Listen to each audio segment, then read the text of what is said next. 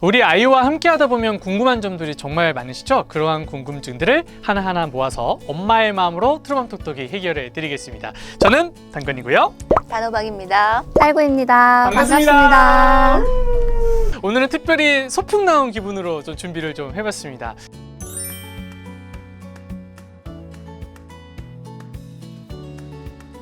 가을엔 역시 피크닉이죠. 맞아요. 가을하면 또 생각나는 게 뭐가 있으실까요? 하늘이요? 하늘. 파란 하늘? 맞아요. 파란 하늘. 또 우리 살가님은? 저는 살찌는 계절.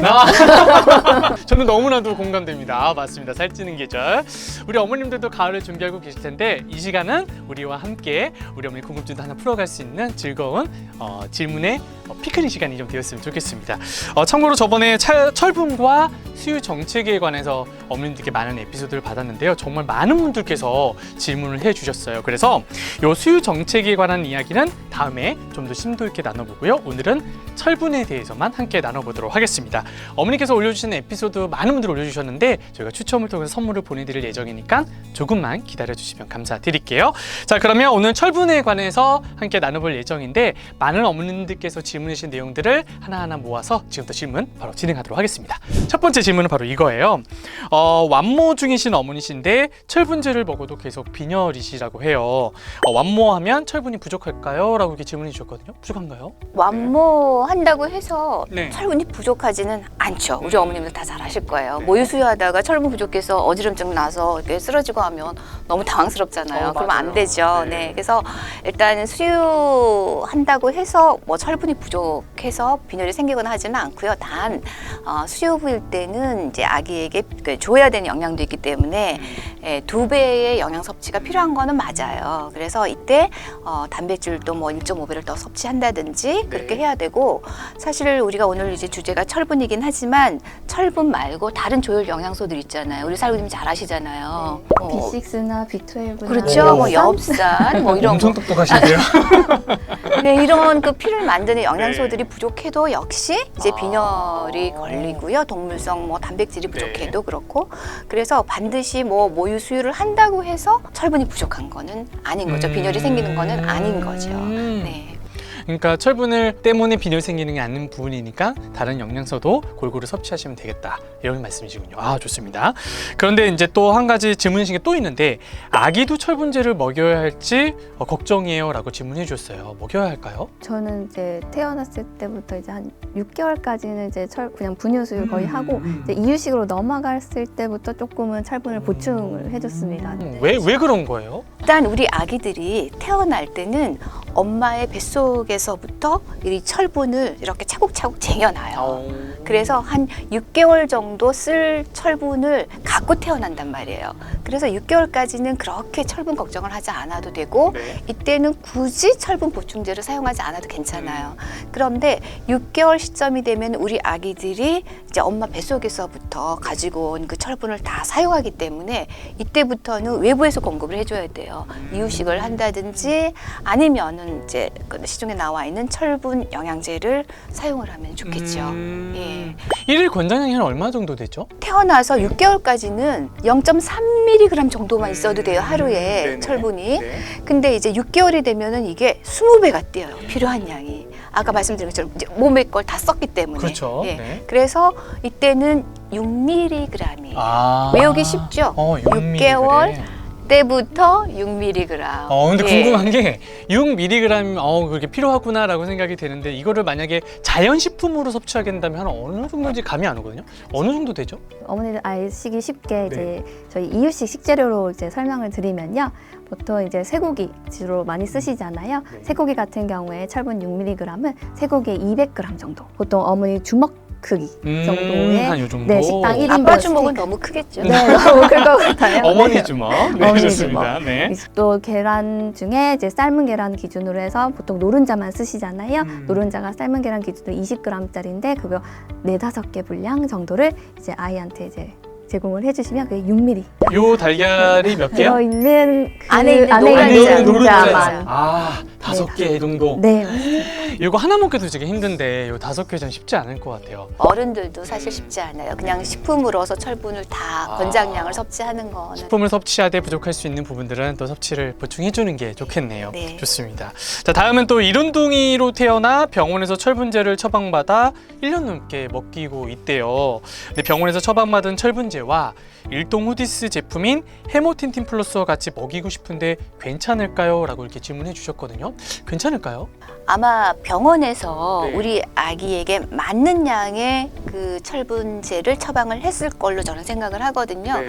그래서 철분만의 문제라면은 그냥 요 처방대로 철분제만 먹이셔도 괜찮습니다. 일단 괜찮고요.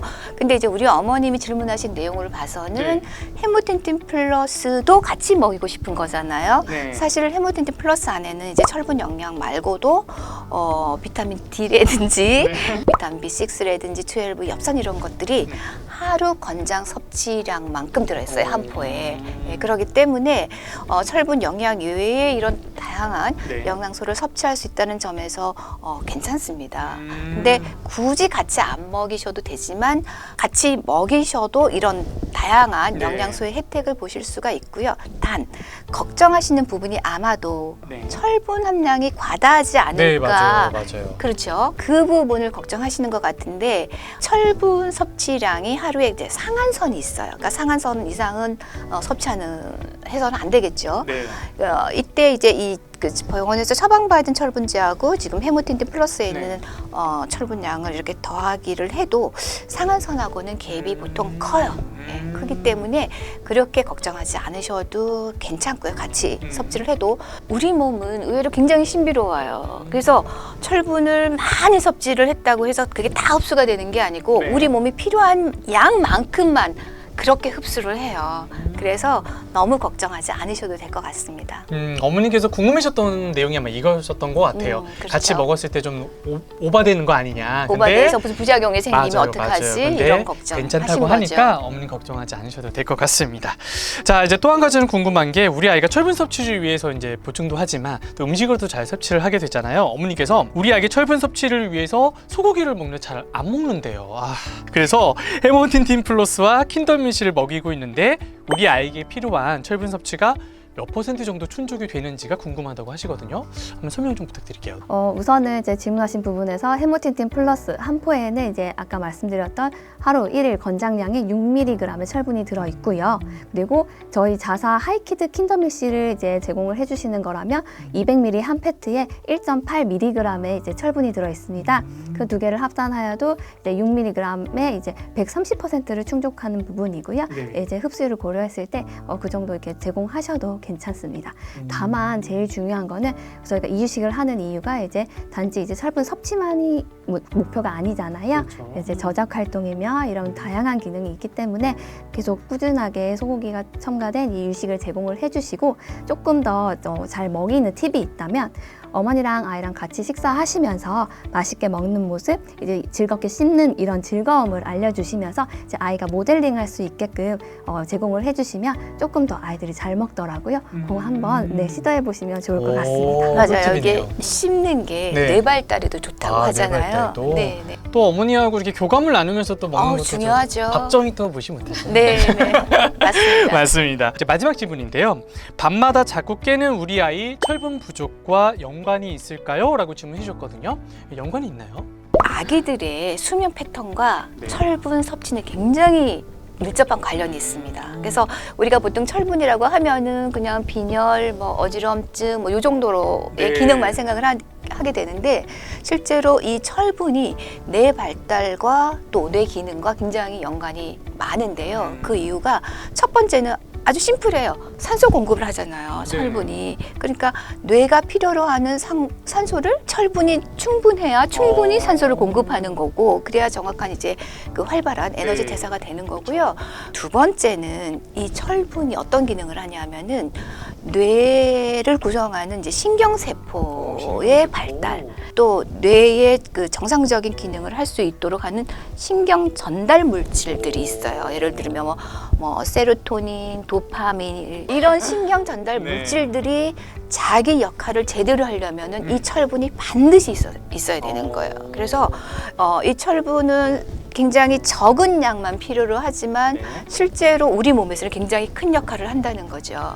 예, 그래서 이 뇌 발달과 철분은 너무나 큰 관련성이 있기 때문에 지금 질문하신 어머님은 네.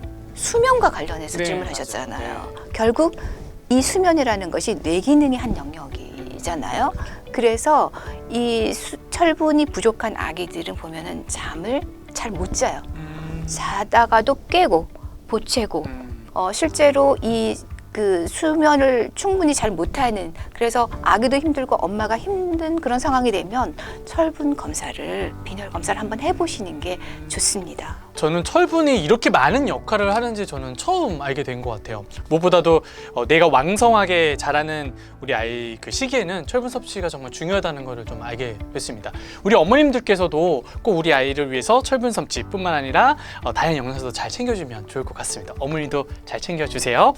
자, 이어서 철분에 대해서 함께 나눠봤는데요. 좀 아쉬움도 좀 있으시죠? 궁금한 점이 있으시면 저희 모바일 후디스모 영양 상담 공간에 남겨주시면 저희가 또 친절하게 설명해 드리도록 하겠습니다. 저희가 오늘 철분에 대해서 함께 나눠봤는데요. 4회 때는 저희 이유식 스페셜로 준비가 되어 있습니다. 우리 아이 이유식과 관련한 궁금증과 에피소드가 있다면 이 아래 사연 이벤트에 남겨주세요. 그럼 저희가 4회 때 또 함께 나눠보도록 할 거고요. 또 많이 남겨주신 어머님 대상으로 저희가 추첨을 통해서 푸짐한 선물도 준비되어 있으니까 많은 참여 부탁드리겠습니다. 또 한 가지로 저희가 특별 이벤트로 트루맘 톡톡 응원 메시지 저희 이벤트도 진행하고 있습니다. 댓글창에 우리 어머님의 따뜻한 댓글 많이 남겨주세요. 자, 우리 아이의 건강한 성장과 엄마의 마음을 일동후디스가 응원합니다. 엄마의 마음으로 트루맘 톡톡.